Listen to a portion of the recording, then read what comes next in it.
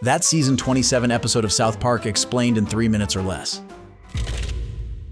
In this episode, NPR gets canceled as too woke, and PC Principal welcomes Jesus to South Park Elementary. Meanwhile, the town discovers that the real leader of the country has some explaining to do. Season 27's premiere opens with Cartman in despair over NPR's cancellation, not because he cared about its content, but because he thrived on mocking it. With wokeness apparently dead, he has lost his purpose, miserable that there is no one pushing back against him anymore. He sinks into depression and threatens to kill himself and Butters if wokeness doesn't return.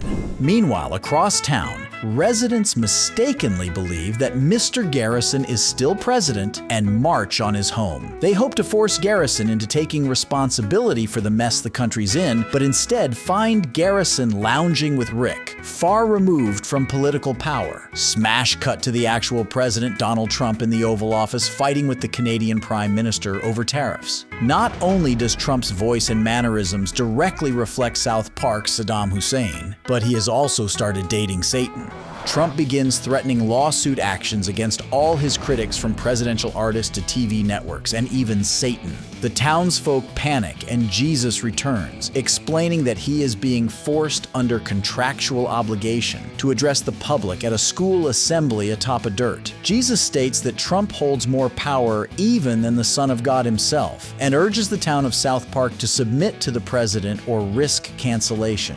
Back with Cartman and Butters, the two are now in a pact. Cartman locks him and Butters in a car in a garage and turns the ignition. Meanwhile, Gerald Broflovsky negotiates a $3.5 million settlement with Trump to spare the town, but part of the agreement includes having the townspeople be active Trump supporters and produce a pro-Trump PSA or face cancellation. The PSA becomes a bizarre live-action deepfake ad featuring Trump walking through a desert, then flashing the camera with pixelated private parts as a final surreal gag. In the final act, we find that Cartman and Butters survive. The car they were in was 100% electric, so there were no fumes to off themselves. Cartman laments over Trump allowing everyone to offend everyone else. Without offense culture to provoke, he feels irrelevant in a bleak, absurd conclusion to the episode's social satire. The episode ends with the town surviving, not through resistance, but appeasement and fear. And that's our recap of South Park Season 27, Episode 1,